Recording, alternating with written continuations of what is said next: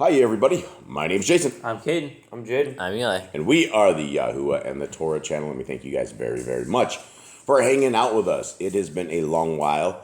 Gentlemen, when was the last time we hung out as the boys club here, doing the boys club thing? Sunday. Is it really boys club if mom's sitting on the couch? She has input. We really can't do anything, so it's not quite boys club when we do this segment. So it's still Boss Clan. It's still all of us. All right, how's your week been? Good. Anyone not exhausted? Anyone without a headache? Is there anybody doing great? Okay, you're doing great.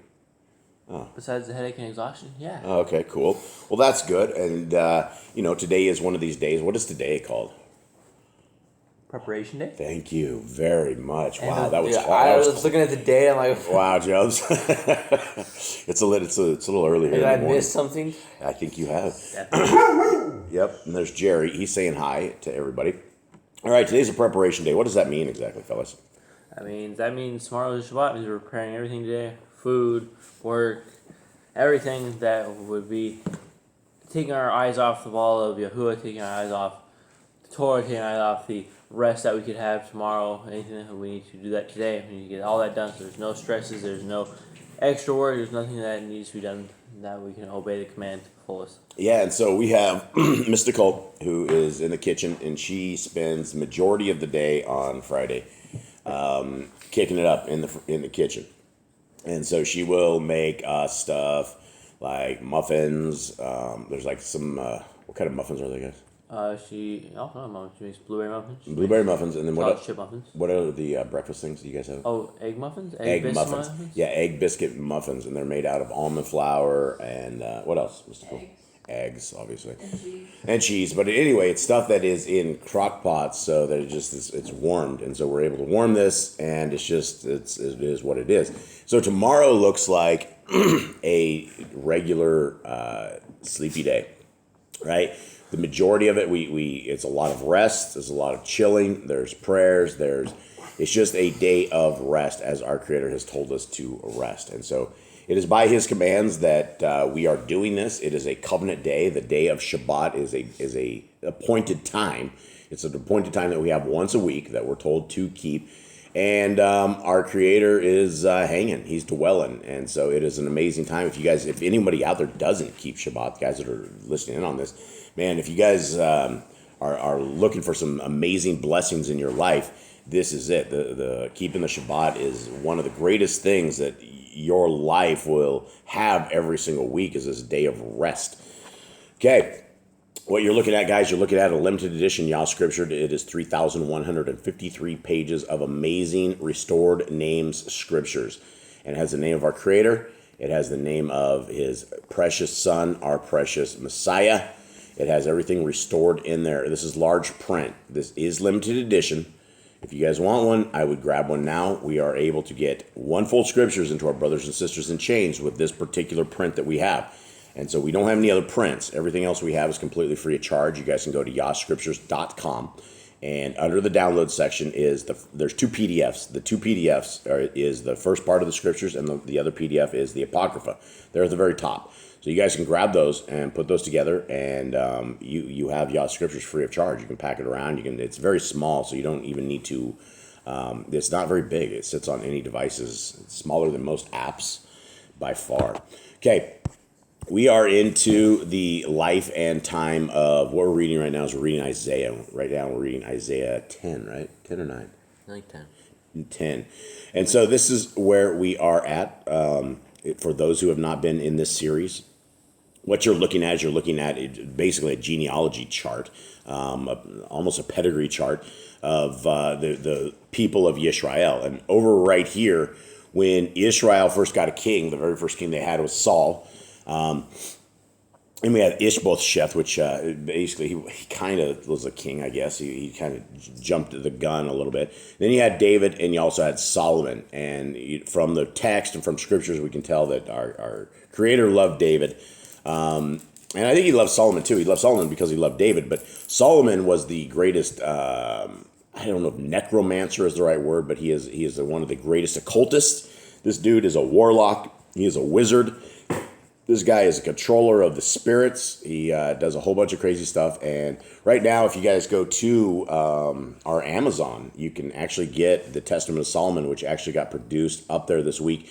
We're going to be going live with this pretty soon as we go and do a reading of the Testament of Solomon, which is a story of him controlling all these evil demons and getting temples built with this kind of thing. So during these times, the Solomon was very horrible. He had the entire kingdoms ripped out from him. It went to the north and the south. The northern tribes were comprised of 10 different tribes. The southern tribes were comprised of 2, which was Judah and Benjamin. And this is their pedigree. This is their genealogy from there. Right now, we are right about here. And as we go through Isaiah's times, he is prophesying to both tribes. He's telling them what's going to happen to them. They need to stop doing what they're going to do. This is the way of the future if you don't go. And so the people are getting the message. Anyone have anything? Jade, can you tell us what's happening? Anything beyond what I said? We're just getting from Isaiah. We're learning about the destruction and everything. Chapter seems to be about destruction or about some kind of return to Israel, where Yahuwah reigns over the people and they listen to him and they obey him. But they're basically getting wiped off. Basically, it's like this, everyone's fearing, everyone should be scared of what's going to happen to them, and that no one should ever have to witness this. But because they did such bad things, they're going to be wiped off the map. Yes, and everybody that's out there that's listening should take notice of this as well, because the same commands from the very front of the book are what happens at the end of the book. Revelation 14:12 says, the only people that are saved are people who keep the laws, statutes, and commands of our Creator and also have the faith of our Messiah. This is the same thing. Isaiah is simply, YESHAYAHU is simply telling people the same exact stuff. Come back to obedience, come back to righteousness, come back to our Creator, and he will walk with us. Chapter 10, verse 1. Woe to those making unrighteous decrees, writers who have prescribed toil, to keep the needy back from right ruling, and to take what is right from the poor of my people, that widows become their prey and orphans their plunder. We have a couple commands. We're supposed to take care of the broken, the needy, things like this. There's always stuff inside of scriptures that talks about orphans, right? There's orphans and widows, and that's what the Hallelujah Scriptures has completely made their grift on. Is they went for 13 years and told everybody that they were helping the orphans, widows, and lepers. And when it came down to it, they didn't have a prison ministry. They weren't helping any orphans. They weren't helping any widows. But they took this text that we see that's all there. And because we all know that we're supposed to be helping widows and orphans and things of that nature, that's why they have been able to plunder the people of our Creator. 3, what shall you do in the day of visitation and in the ruin which comes from afar? To whom would you run for help? And where would you leave your wealth? Without me they shall bow down among the prisoners and fall among the slain. With all this his displeasure has not turned back, and his hand is still stretched out. Woe to Ashur, the rod of my displeasure, and the staff in whose hand is my displeasure. Against a defiled nation I send him, and against the people of my wrath I command him to seize the spoil and to take a prey, and to tread them down like the mud of the streets. Okay, I want to go quickly back to our little captivity thing, because this is what we're talking about. The people of Ashur came and took all of the northern tribe away. So what Isaiah is talking about is actually in the past for those of us who are reading this scriptures, and obviously those who are studying history. This is all in the past. But the people of Ashur, the Assyrians, they came up and they got all these people. The northern tribes are owned into that. Okay.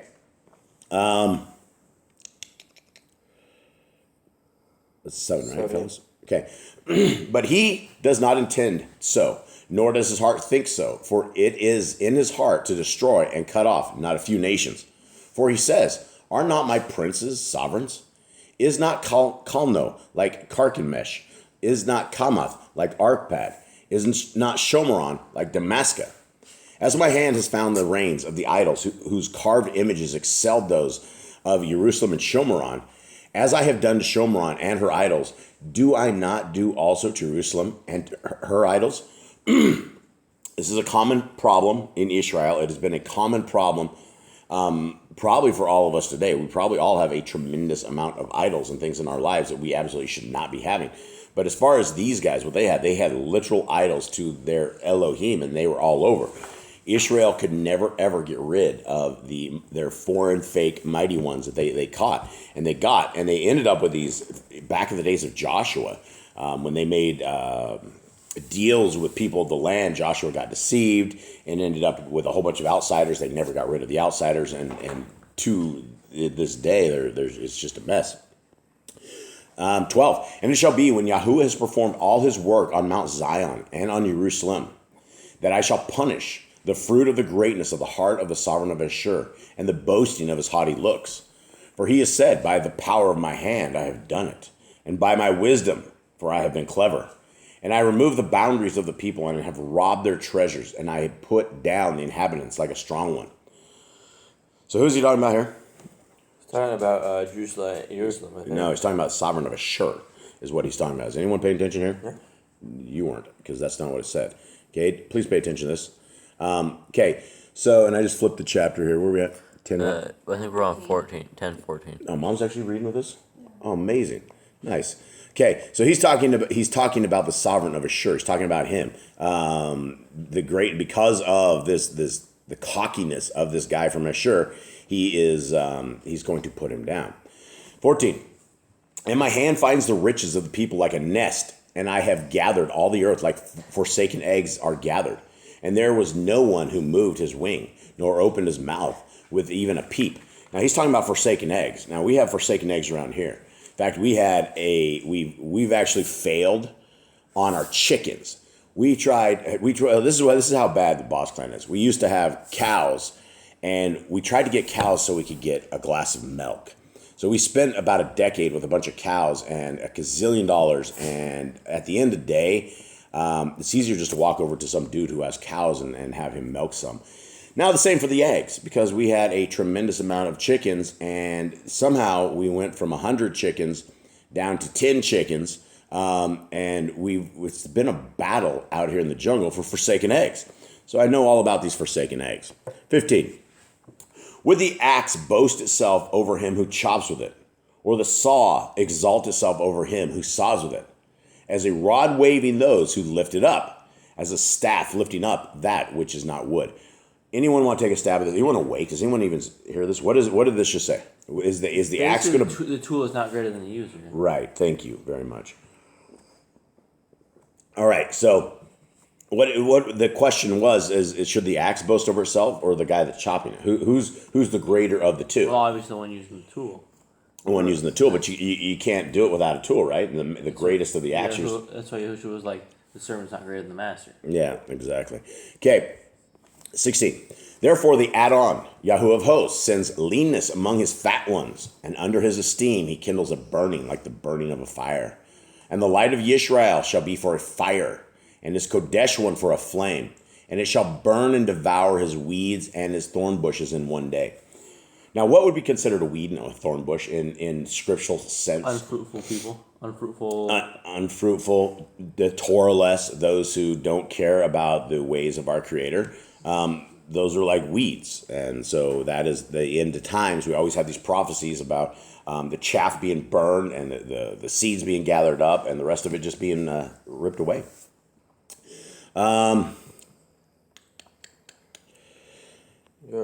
17 and a half, I think, because it starts on 18. Okay, and the light of Yisrael shall be for a fire, and his Kodesh one for a flame, and it shall burn and devour his weeds and his thorn bushes in one day, and consume the esteem of his forest and of his fertile field, both life and flesh.